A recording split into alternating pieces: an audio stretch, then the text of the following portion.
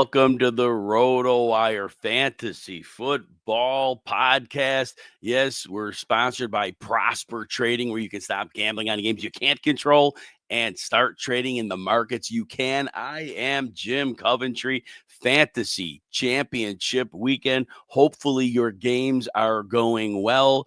You can win some titles. We'll see how that all shakes out. This show, I'm gonna be different than usual. I'm going to give the top players and the worst players by position so we can relive the craziness that was week 17 of the 2025 fantasy football season. Instant reaction number one, the fantasy championship week quarterbacks. Let's start out with the winners here. In the start sit show, some people were worried about Drake May, and I kept him ranked high. I kept him as my quarterback 4, and the big question was, well, what if they blow out the Jets? What if they run the ball and they don't need Drake May? Well, Drake May didn't have to play a lot. Drake May was done at some point in the third quarter. That didn't mean anything. 5 touchdown passes later, 256 yards, only needed 21 attempts, ran for 22.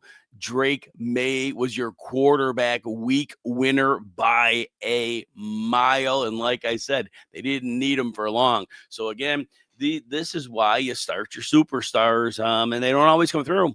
But players like Drake May, they have multiple outs, different ways they can get things done, and that separates them from some quarterbacks. And like I said, like the week before, Josh Allen didn't do it for you, but you can't predict on that happening.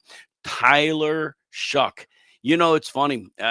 One of my leagues I was in, I had a choice between Tyler Shuck and Jalen Hurts, and Jalen Hurts hasn't had the best season.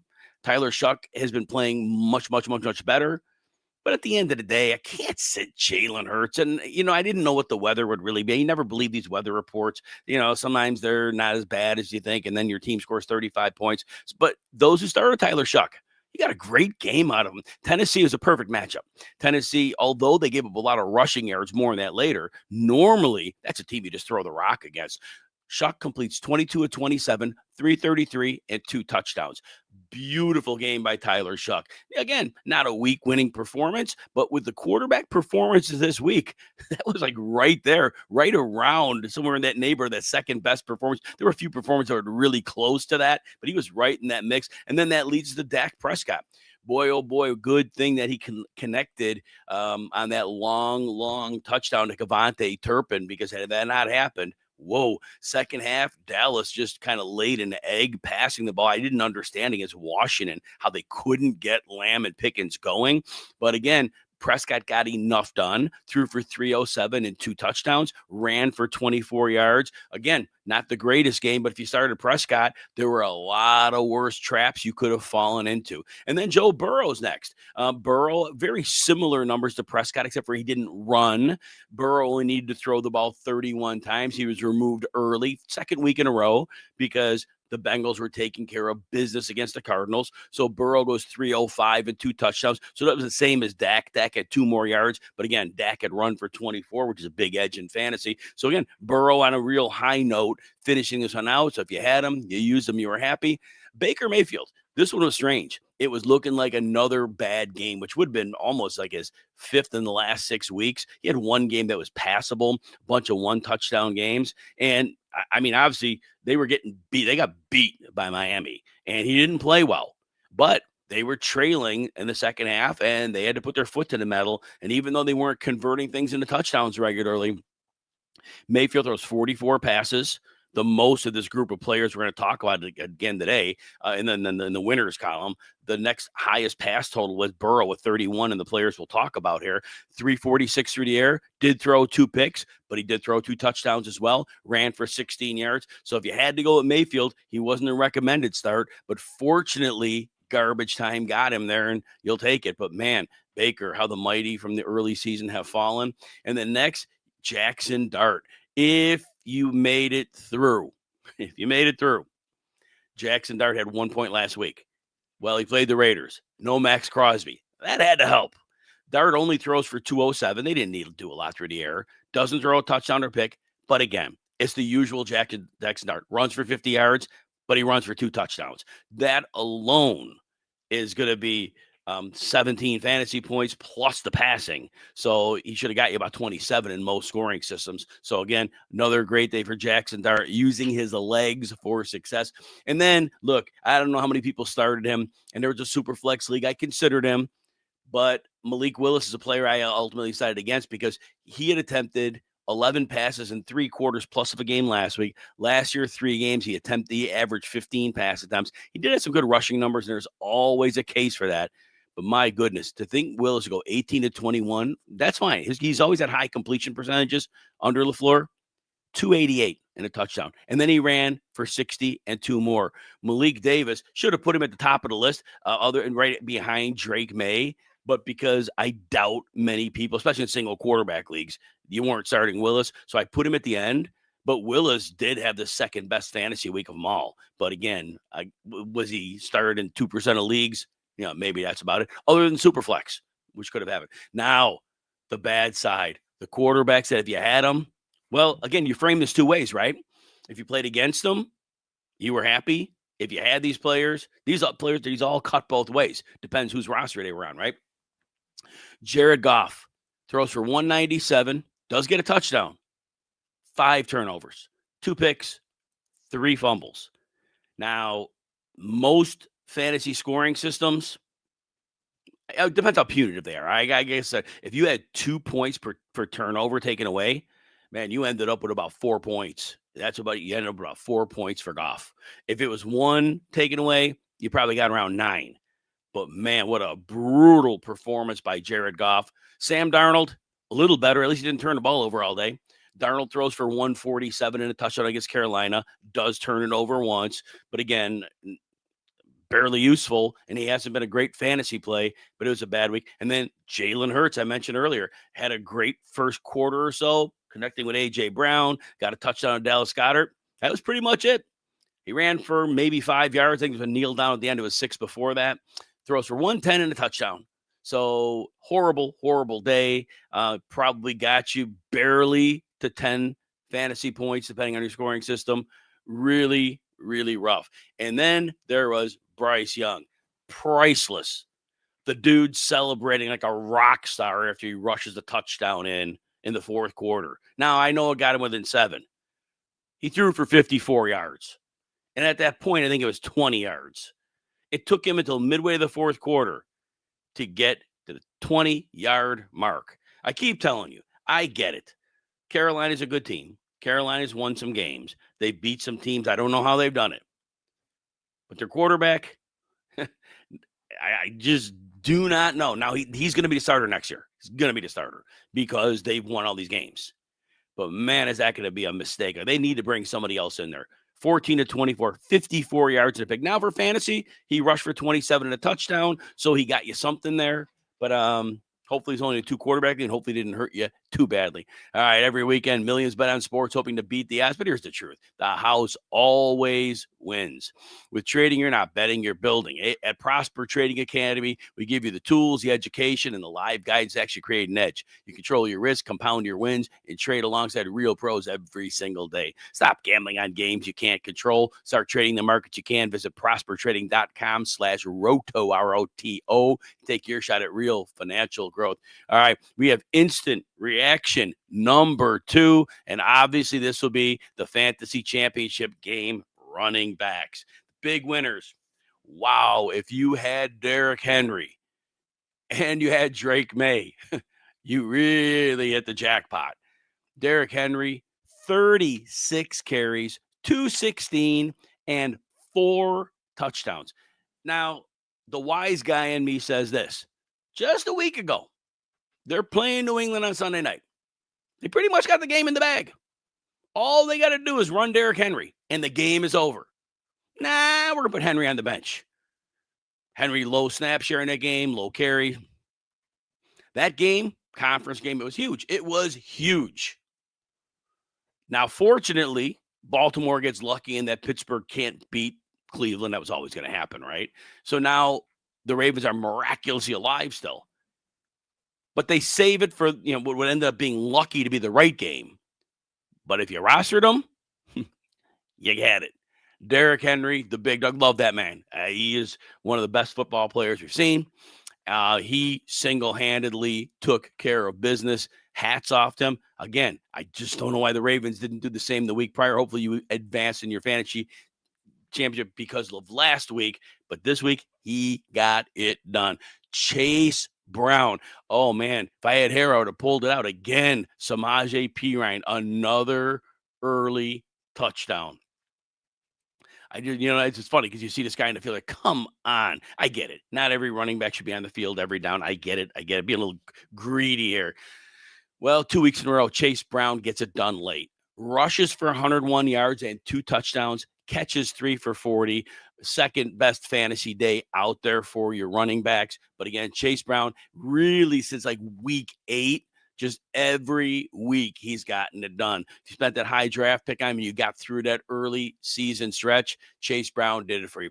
Zach Charbonnet. Every week you get the question, is it going to be Ken Walker? Is it going to be Charbonnet? More than not, Charbonnet seems to edge him out, but it's a little more than edging him out here. 18 for $110 and 2 touchdowns, caught 2 for 12. Kenneth Walker, fair enough game. What do you have, 60-ish yards roughly? But Charbonnet gets it done at the goal line. And a lot of people flex Charbonnet. So, a lot of people had him in lineups because he's a perfect flex. And he really got it done here, closing out the game late against the Carolina Panthers. Breece Hall, if you were on the start sit show with me this morning, somebody asked me a question on Breece Hall, and here's what I said. I said, man, New England's down a lot of run defenders, and they've really gotten worse since Milton Williams went out with an injury. And then I paused, and I said, you know what? Mark it down. I'm calling it here. Breece Hall will have one long run in this game.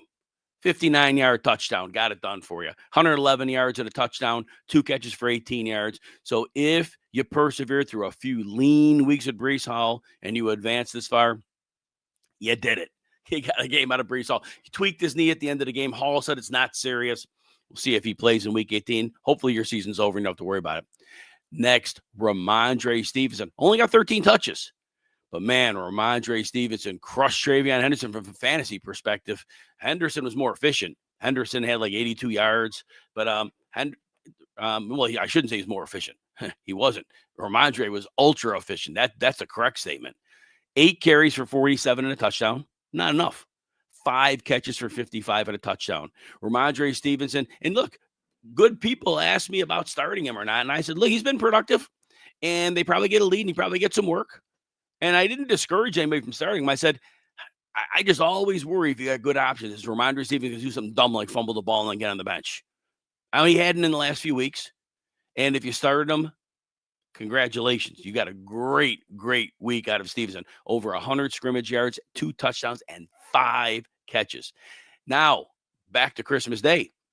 Hopefully, if you roster Ja'Cory Krosky-Merritt, and hopefully you check the inactives, and you realize that Chris Rodriguez's illness kept him out of the game.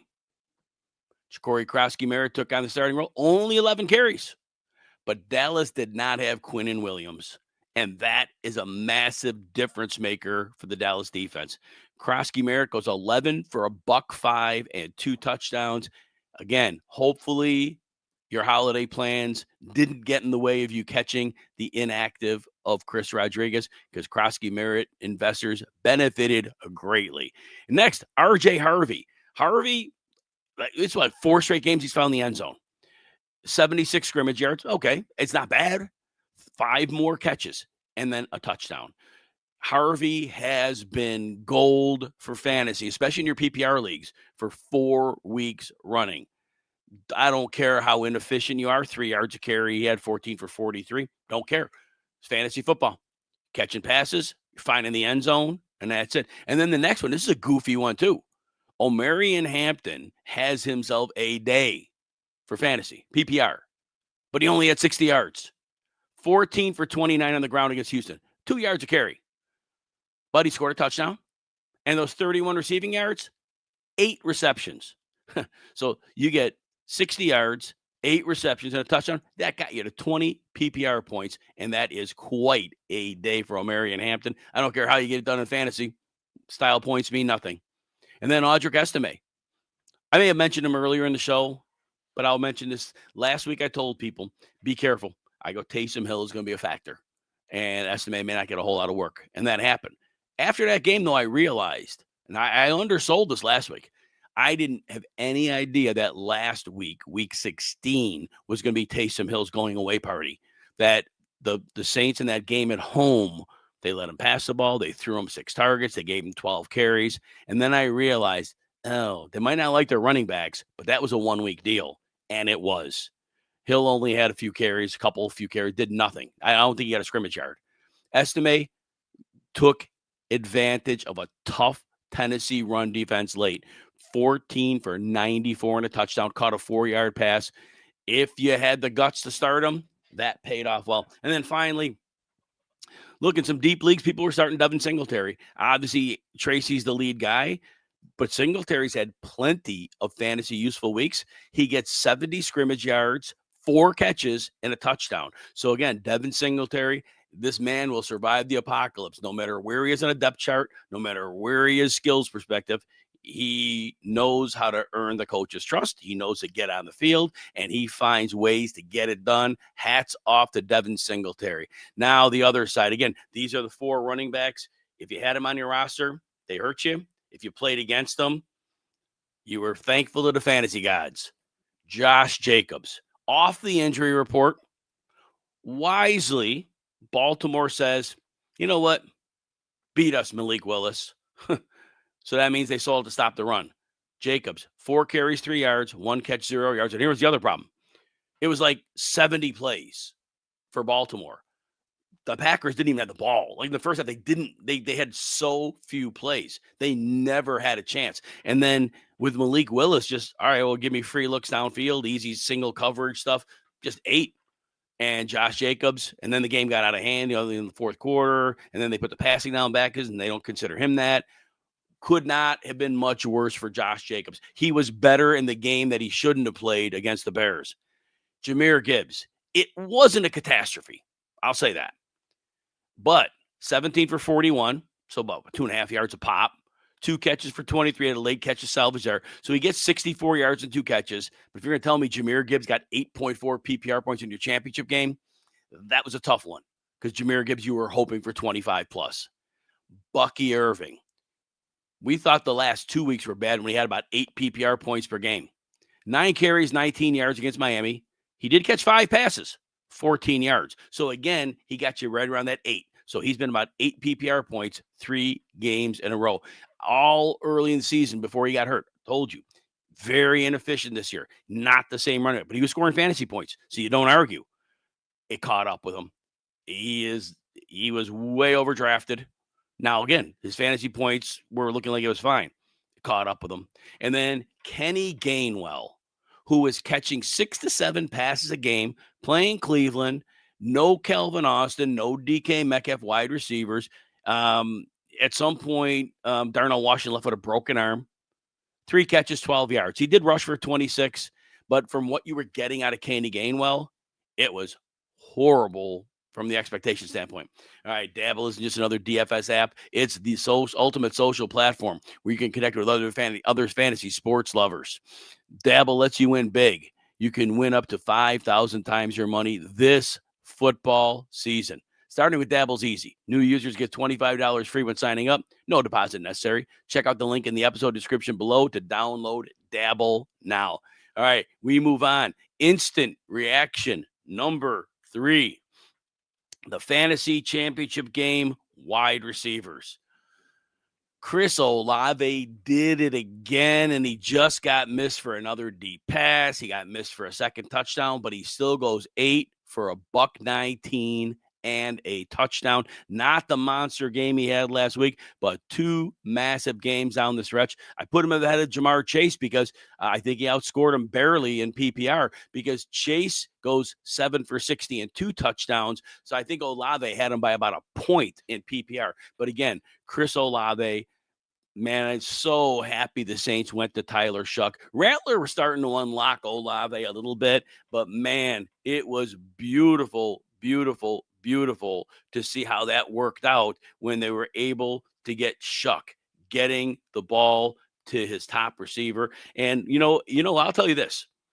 It was getting worrisome for Olave, though, because Devon Vele was getting like 8 targets a game. So that was a thing. And then unfortunately, Vele got hurt, and the 2 games Vele missed. Those are the 2 games Olave went off. So I do say to be careful. At this point, he's not coming back in his week 18, so nobody's playing. Well, somebody is, but not where we're at. So that said, Olave did benefit from the absence of Vele. And then Jamar Chase. Ho-hum, right? 7 for 60 and 2 touchdowns against Arizona. Only Jamar Chase can you say that about, that it's a ho-hum one. So, but again, took advantage of a defense he was able to.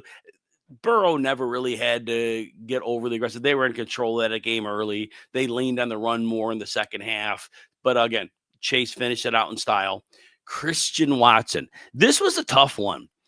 It was so hard to recommend him for fantasy. I told you earlier, Malik Willis last week, and I know they didn't game plan last week against Bears, 11 passes, but that I went back to last year, and I told you this earlier. He averaged 15 pass attempts. It's very clear that Matt LaFleur wasn't loading him up to pass. But with the way Baltimore came out and said, you're not running on us, they left a lot of single coverage. And so there we have it. So Christian Watson, 5 for $113 and a touchdown. Again, if you had the guts and the smarts to start him, you came out on top. Great game for him. Next, Chris Godwin. Godwin had a long catch and run over the middle, caught a touchdown in tight coverage. Very, very good. Chris Godwin has his first good game of the season. If you were able to hold on to him, get him in that lineup, 7 for $108 and a touchdown is something that you'd be happy with in your fantasy championship game. Stephon Diggs is next, and we were talking about this. The thing with Diggs was simple. He had like 4 big games this year. 3 of them were on prime time. They were forcing him the ball in those big games. And then the 3 weeks before, like last week, he goes off against New England. The 3 prior games, he had less than 5 fantasy points in all of them. And they're playing the Jets. All right, well, what motivation do they have? Well, they had plenty, because Diggs goes 6 for 101 and a touchdown. So again, if you started Diggs, I wasn't recommending him in a lot of lineup questions because the history and the pattern of how they used him. But they used him. And I know Kayshon Boutte was out and Matt Collins is out, but those roles do not intersect with anything Stephon Diggs does. So that was interesting. But Stephon Diggs gets it done. Michael Wilson wasn't the games you were seeing earlier in the year, but he finished strong. By the way, Marvin Harrison, who I'll mention later, left early with an aggravation of that heel injury. But Wilson goes 5 for 89 and a touchdown. Got a really nice touchdown on the sideline.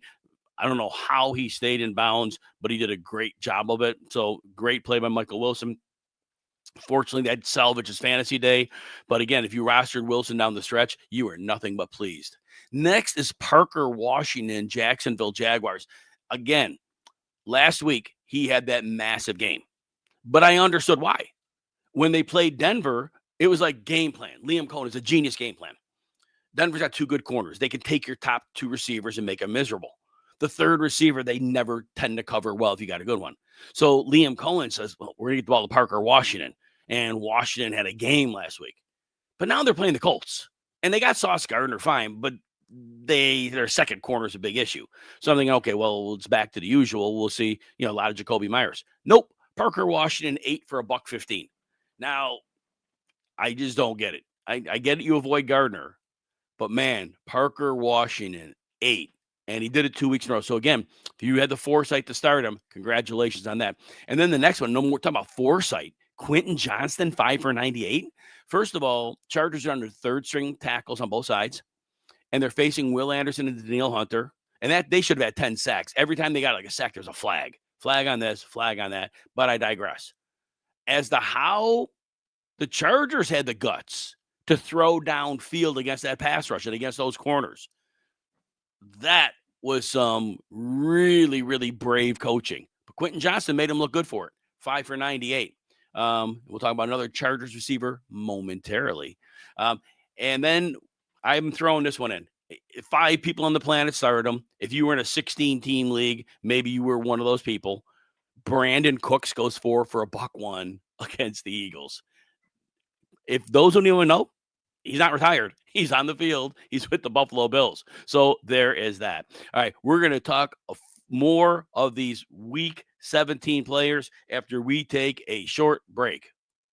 All right, everybody. So next we have continuing the instant reaction 3, which we were on all along, which were the wide receivers in the fantasy championship week. So these are the players that had the rough games. Again, if you roster them, they hurt you. But if you played against them, you were extremely grateful to have played against them. Nico Collins. Now, I left out other players in this stratosphere. I left out CD Lamb, who had a similar game. But Nico Collins, 3 for 57. Early in that game, I thought it was very good coaching on the Texans' part. The Chargers came out to put a blanket on Nico Collins, and they ran Jaden Higgins behind that blanket for a long touchdown. And the second touchdown evades me who scored that one. But they ran somebody else behind that for the next one, and they had 2 long touchdowns. And then I don't know what happened after that, but it's almost like they stopped trying. And they hung on to a lead that they had in the middle of the first quarter. But Nico Collins, and 3 for 57. And here's what I've said. The Chargers, from a number standpoint, they're a good defense. But when you have the type of talent, like you have a super talented receiver like a George Pickens or a Nico Collins, they are so much better than the personnel the Chargers have. And now, again, the Texans were without 2 offensive tackles in that game. Ursery was out and Trent Brown was out. So I know that played a piece in that, but a rough game for Nico Collins. Devontae Smith, 2 for 25.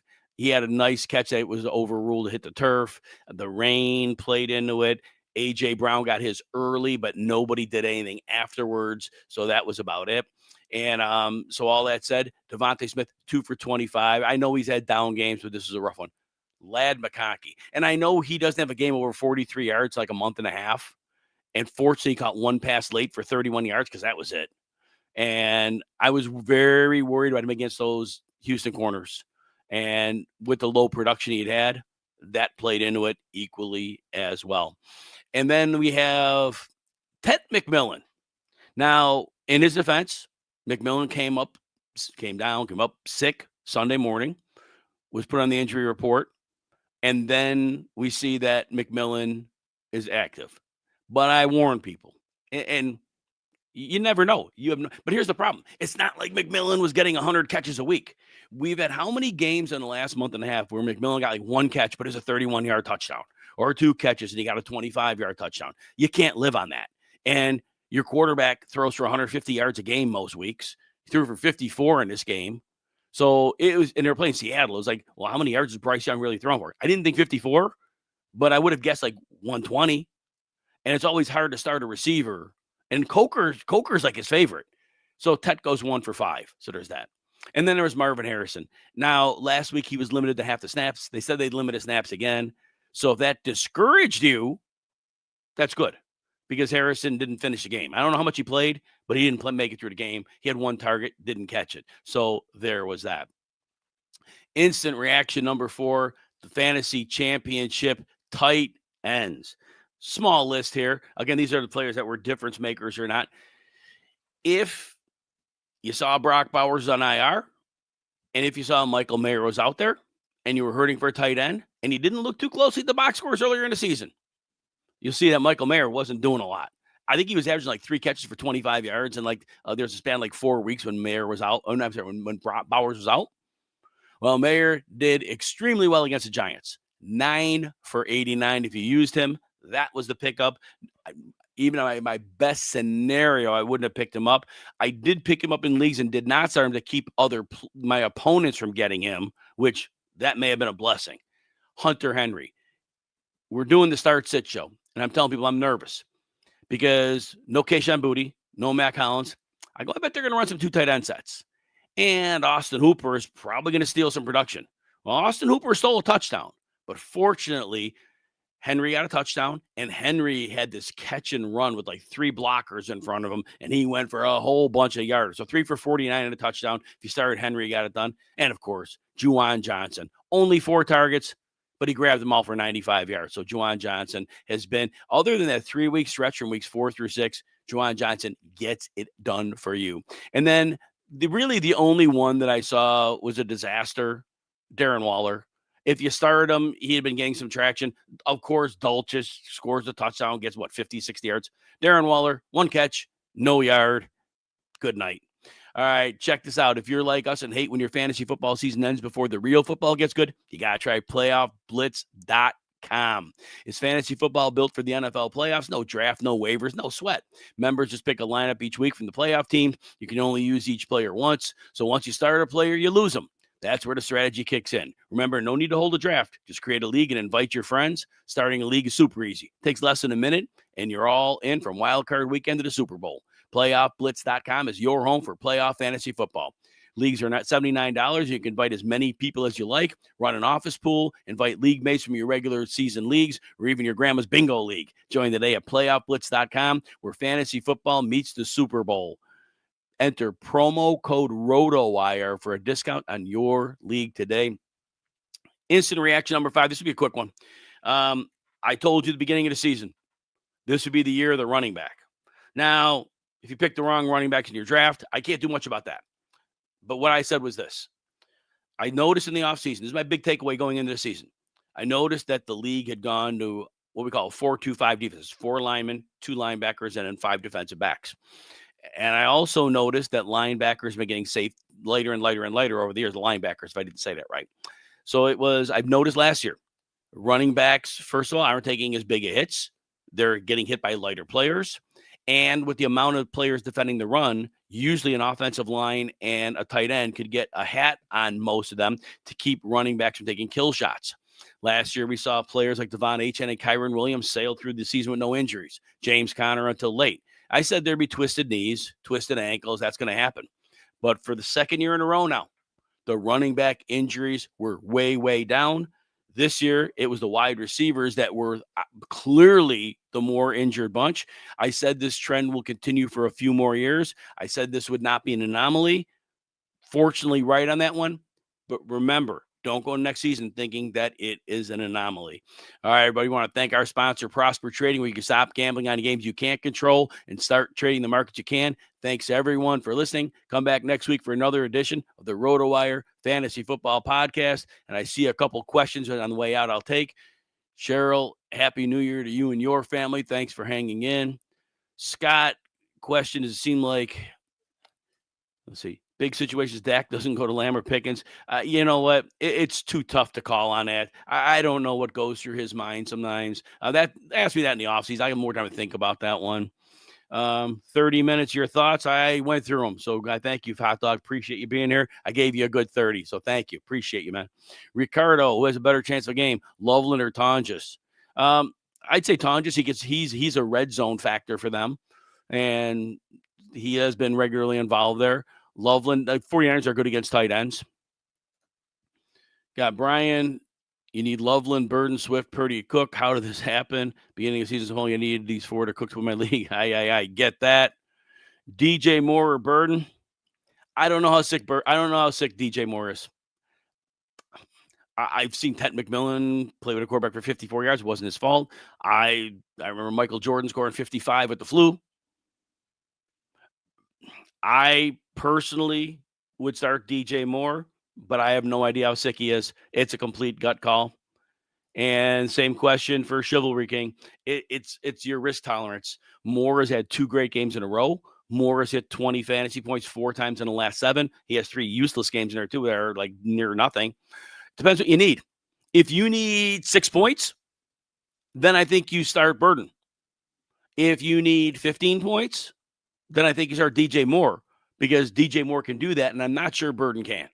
All right, everybody. Thanks again, and we are out.